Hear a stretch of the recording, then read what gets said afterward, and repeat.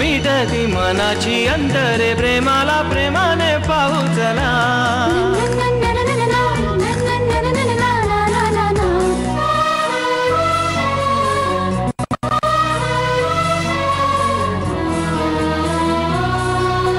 प्रेमाचा प्रवाही प्रेमाचे भोवारे प्रेमाची वादळे येती जरी. प्रेमाच्या लाटाया प्रेमाने वाहून प्रेमाच्या तीराशी नेती तरी. प्रेमाचा चांदवा झरतो बेभान प्रेमाचे उधाण झेलू चला.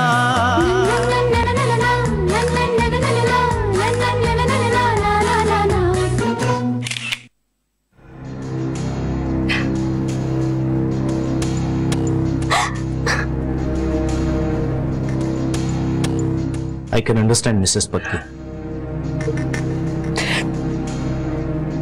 Bye.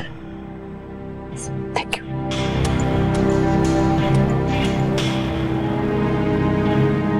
Come. I'm really sorry. मी सहजासहजी अशी बस्ट होत नाही. आज अचानक काय झालं कोणास ठाऊक. एक जनरल प्रश्न विचारू. तुमची ही शंका तुम्ही तुमच्या नवऱ्याला जेव्हा बोलून दाखवली असणारच,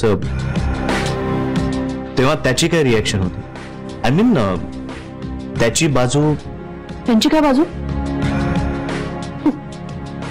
त्याची काय बाजू ऐकून घ्यायची? त्यांनी फसवलंय मला. मी खूप ओरडले त्याच्यावर. मला खूप त्रास होत होता आणि तो निघून गेला.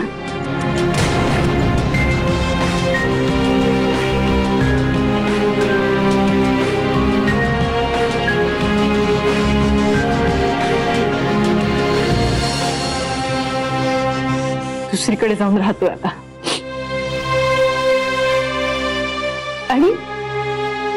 आणि हे इतकं सगळं मला कळल्यानंतरही त्यांचे मेल्स एक्सचेंज करणं चालूच आहे. त्याला काय, मी रागवले म्हटल्यावर रानच मोकळे. त्याला वाटलं मी चिडेन, हारडाओरडा करेन. मग तो म्हणेल आपण म्युच्युअल कन्सेंट मध्ये डिवोर्स फाईल करू. आणि मग तो त्या बाई बरोबर राहायला मोकळा. नाही, मी इतक्या सहजासहजी हे होऊ देणार नाही. खूप त्रास सोसलाय मी. He must also feel the pain.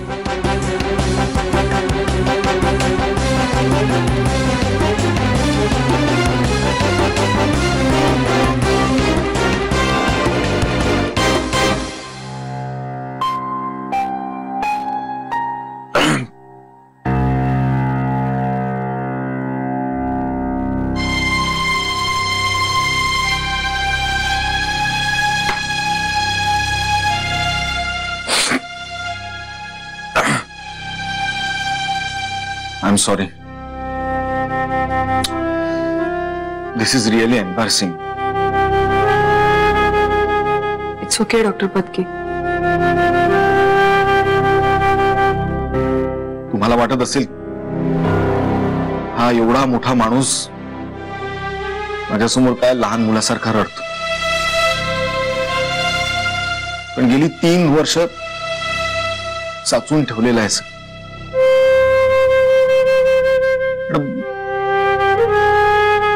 आमचं घर पोखरून निघतंय. काय झालंय काहीच कळत नाही. It happens, doctor. तुम्हाला वाटत असतं सगळं चांगलं चाललंय, पण कुठेतरी काहीतरी बिनसतं.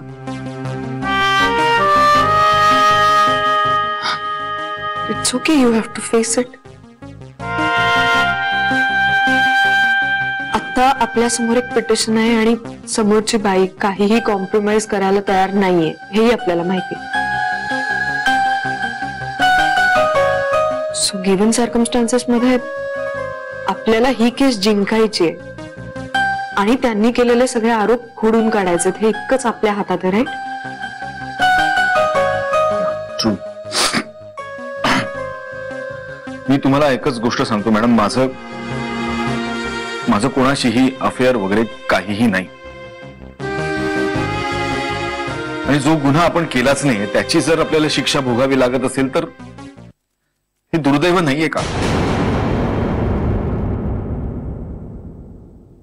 Well, I can imagine. No, you can't. You can't because you have not gone through all this. जेव्हा तुमच्या सगळ्यात जवळची प्रेमाची व्यक्ती तुमच्यावर ओरडत सुटते, तुमची बाजू मांडायची संधीही न देता फक्त तुमच्यावर घाणेरडे आरोप करत सुटते, तेव्हा काय होतं ना तुम्ही इमॅजिन नाही करू शकत.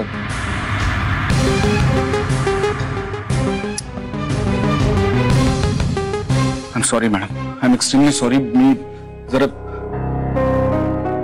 सॉरी. It's okay. डॉक्टर, मला आणखी काही डिटेल्स लागले तर मी तुम्हाला बोलावून घेईन परत. ठीक आहे, येतो.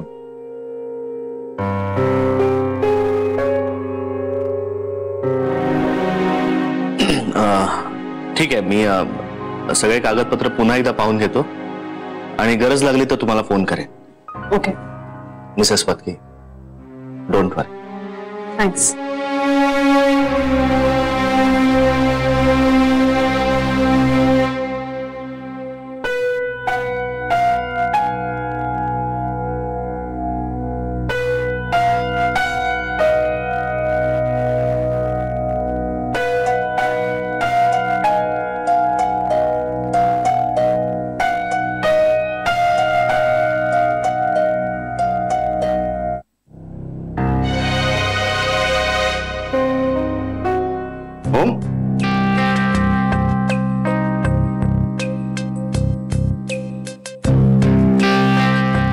सर, आय एम सॉरी, पण ही केस मला नाही चालवता येणार.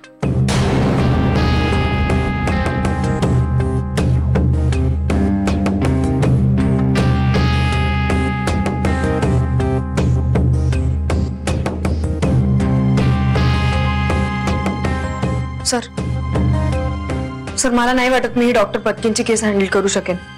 तुम्ही प्लीज हे काम दुसऱ्या कोणाला तरी द्या सर, प्लीज.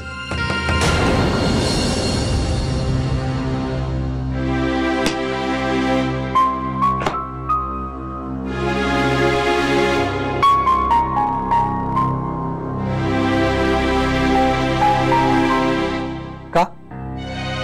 होणारा नवरा समोर आहे म्हणून केस लढायचीच नाही? सर, ओम माझा होणारा नवरा नाहीये. म्हणजे सर,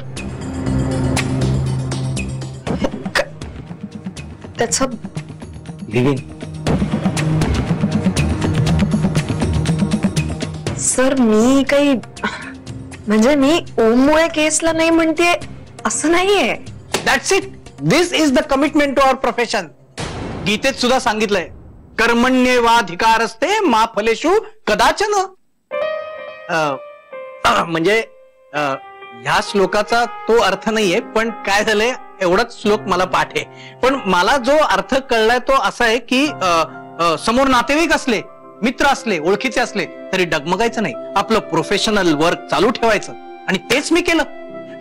प्रधान समोर आला तरी कधी डगमगलो नाही. तूही डगमगू नकोस. असे कंपार्टमेंट्स करता यायला पाहिजेत. लक्षात ठेव, कर्मण्येवाधिकार. सर, बरोबर आहे, मला पटतंय तुमचं म्हणणं. मग काय आता कशाला वेळ घालवायचा? जा, काम कर. सर, पण तू आता पण करच की तू ही केस जिंकशीलच म्हणून. सर, आता काय?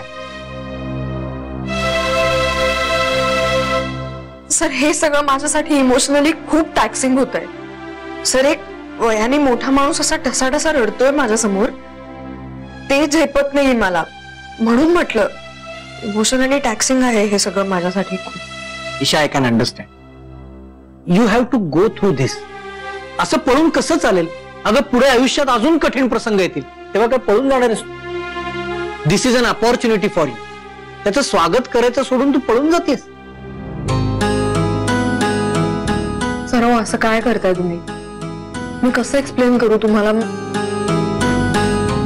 हे बघ, सुरुवातीच्या प्रॅक्टिस मध्ये हा त्रास होणारच आहे. I can understand. मी जेव्हा नुकतीच प्रॅक्टिस सुरू केली ना, मला सुद्धा खूप त्रास व्हायचा. कोर्टात जायचो ना, तेव्हा कोर्टाच्या बाहेर शिव्या घालणारे लोक, ओरडणारे लोक, ते बघून मला खरंच खूप त्रास व्हायचा. पण म्हणून मी वकिली बंद केली का?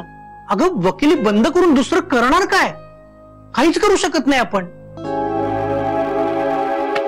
तुला बॅडमिंटन येतं? सर, मी खूप जेन्युइनली सांगतेय तुम्हाला. तुम्ही चेष्टा करताय का माझी? तू चेष्टा करतेस माझी? मग काही कारण नसताना केस सोडून द्यायची भाषा करतेस अचानक. हा, आणि काय कारण देतेस तू? सगळे चुकरट कारण. सगळं काय द्या. उठ, जा कामाला लाग. नाहीतर संध्याकाळी मी तुला हातात बॅडमिंटनची रॅकेट आणि शटल बॉक्स दे ना, मग बसा तू आणि ओम खेळत सिंगल्स लव गेम. लाजली? लाजती?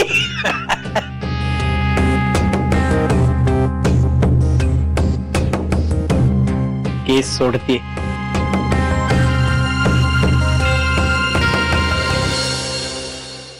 बस.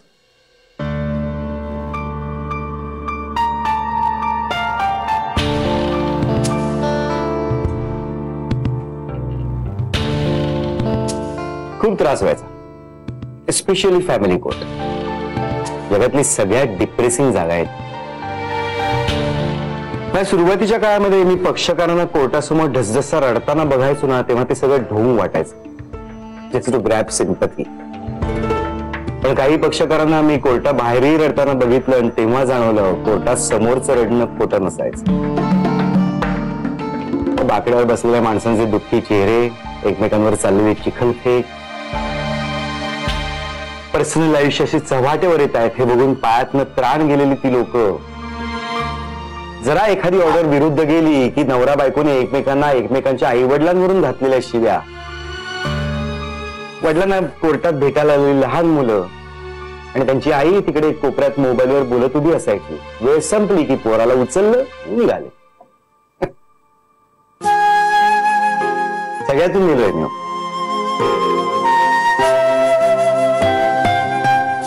आणि तेव्हा जाणवलं की पक्षकाराचे आउटबर्स्ट समजावून घ्यावे लागतात. कुठलंही प्रोफेशन हे नोबल असतं, पण ते करणाऱ्यांनी जर का सेन्सिटिव्हली केलं ना, तर ते नोबल म्हणून टिकवता येतं. आय एम सरप्राइज हो. तुला काही परिस्थिती नवीन नाही. You have handle such matters. मग आजच ही केस नकोशी का झाली तुला? आणि परवा तूच तर माझ्याकडे आला होतास ना, सर मला काहीतरी चॅलेंजिंग मॅटर द्या. मग आज अपॉर्च्युनिटी समोर आहे तर तू पळ काढतोयस तिच्यापासून. कोणापासून? अपॉर्च्युनिटी पासून.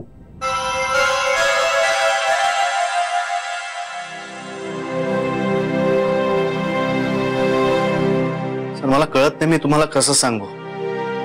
मला मान्य आहे की मीच तुमच्याकडे आलो होतो, पण आता माझ्या आयुष्यात जे काही घडतंय ना. No no no. काय ना, स्वतःचं पर्सनल आयुष्य आणि प्रोफेशनल आयुष्य हे वेगळं वेगळं ठेवता यायला हवं, नाहीतर आपला निभाव कसा लागणार. परफेक्ट. अरे तुझ्या क्लायंटला होणारा त्रास तू स्वतःचा करून घ्यायला लागलास तर वकिली बंद करावी लागेल आपल्याला. You can get personally involved in your client's case. What your job is to give best relief to your client. आणि हे सगळं असं लांबून बघता यायला हवं. एखादा पक्षकार केस हरला तर आपण काही त्याला थोपटत बसत नाही ना, त्याला पुढे अपील करायचा सल्ला देतो आपण. सर, मला समजतंय तुम्ही काय म्हणताय ते, पण पण तरी मला कळत नाहीये. नाही मग तर तू ही केस घेच. त्यामुळे तुझ्या आज जे द्वंद्व चाललंय ना ते तरी तुला समजून घेत आहे आणि आपण वकिलीत एक पाऊल पुढे टाकू. वाचे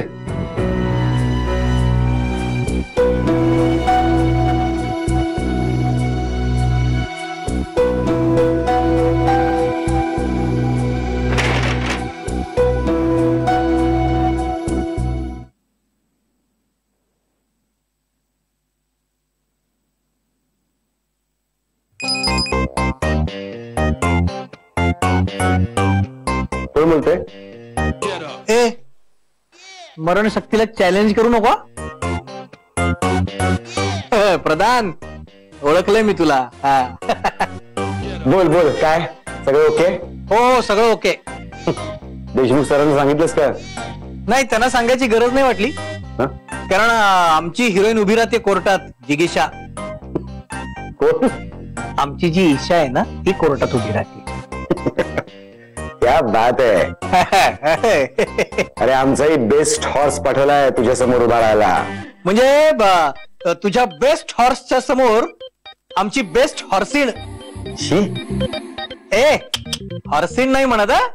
नाही नाही घोडीला हॉर्सिन नाही म्हणत. अरे अरे एवढा घोड्यासारखा वाढलायस तरी साधी गोष्ट माहित नाही ना रे. हा ए बस का मेर मेर म्हणतात. 4 वर्षांपेक्षा मोठ्या घोडीला मेर म्हणतात. त्याच्या आधी तिला फिली म्हणतात. Philly you silly. अच्छा Philly you silly. Oh good. म्हणजे लॉ येत नसेल तरी यमक चांगलं जुळत आहे रे तुला. चांगली प्रॅक्टिस झाली तुझी इतक्या वर्षात. अरे आता या गोष्टी जुळवायच्या म्हणजे एवढं तर करायचं हवं ना.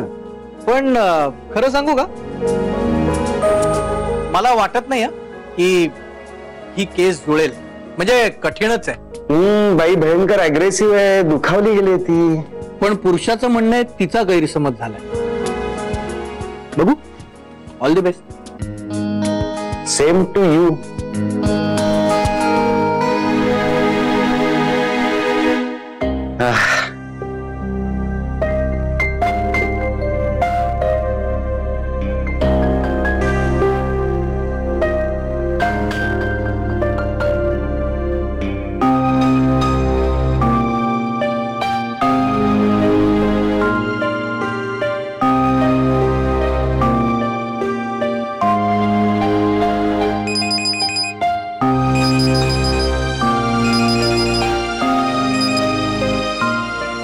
हॅलो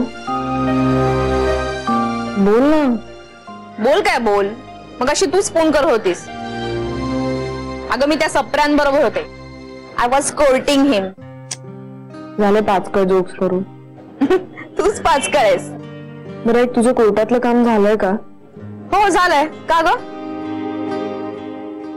मला ग्रीन रूफला भेटतेस. Green roof. आता तू मला हे सांगू नकोस की तू त्या ओमला भेटतेस. अगं वेडी आहेस का तू? मी कशाला भेटू त्याला? मग ग्रीन रूफ का? मला डिसेन्सिटाइज व्हायचंय. काय? म्हणजे काय होतं माहितीये का आशू? तू कधी समोर आला ना तर मला सगळं पुन्हा पुन्हा आठवत राहतं. मला त्या सगळ्या ठिकाणी जायचंय जिथे आम्ही जायचो. मला त्या आठवणी पुसून टाकायच्या. आठवणी पुसून टाकण्यासाठी परत त्याच जागी जायची काय गरज आहे? नाही मला तिथेच जायचंय. मला सवय करून घ्यायची तो नसताना सुद्धा मी नॉर्मल असण्याची. आता मी तुला नाही म्हंटले तर तुला त्रास होईल. जो काय होईल तो आत्ता होईल. मला ग्रीन रूफलाच जायचंय आशू. ठीक आहे.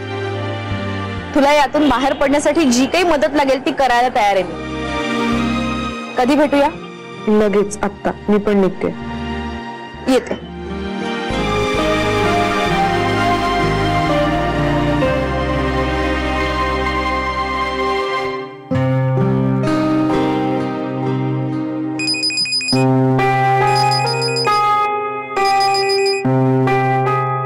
हा बोल सागऱ्या. अरे तू फोन केला होतास म्हणून मी फोन केलाय. हा आणि जनरली ज्यांनी फोन केला असतो ना तो बोलतो. काय झालं? तू आता कुठे आहेस? अरे माझा एक US ला ना सेमिनार आहे तर त्याच्यासाठी मी व्हिसा डॉक्युमेंट्स रेडी करत होतो, पण प्रिंटर खराब झालाय म्हणून मीच प्रिंट आउट घ्यायला बाहेर निघालोय. आणि ज्याला प्रिंटर रिपेअर करायला बोलवलं होतं ना तोही नाही आलाय. त्याला या एका कारणासाठी ना मला परदेशी जायचंय. आणि ते सोड, तू का फोन केला होतास? नाही काय नाही, तू खूप कामात आहेस, आपण नंतर बोल. हा सूर, म्हणजे नक्कीच काहीतरी राडा झालेला आहे. कुठे भेटायचं बोल. अरे नाही खरंच काय नाही, यू कॅरी ऑन. ओम्या, एक कानाखाली वाजू ना आता. पटकन सांग कुठे भेटायचं. Green roof. कुठलं ग्रीन रूफ? 2 आहेत. अगदी तिच्यासारखं बोललास. काय? नाही काय नाही, प्रभात रोडला भेट. हा चल. बरं मला एक सांग. हो. आणि प्रश्न तरी विचारू दे आधी. तुझा प्रश्न आधीच कळलाय मला, म्हणून तू विचारण्याच्या आधीच हो म्हटलं. बरं कसं कळलंय ईशाला? आता कळलंय. चांगली चालली आहे तुमची हीर रांझाची लव्ह स्टोरी. म्हणजे कशी परफेक्ट ट्रॅजेडीकडे वळ घेतलाय. एक सेकंड, एक सेकंड. हॅलो ओम्या, मी तुला डायरेक्ट ग्रीन रूफला भेटतो. अरे नाही, त्या प्रिंटरवाल्याचा फोन येतोय. आणि ऐक, मी तुला असा एकटा सोडून युएसला नाही जाणार, कळलं का? चल आलोच. बाय.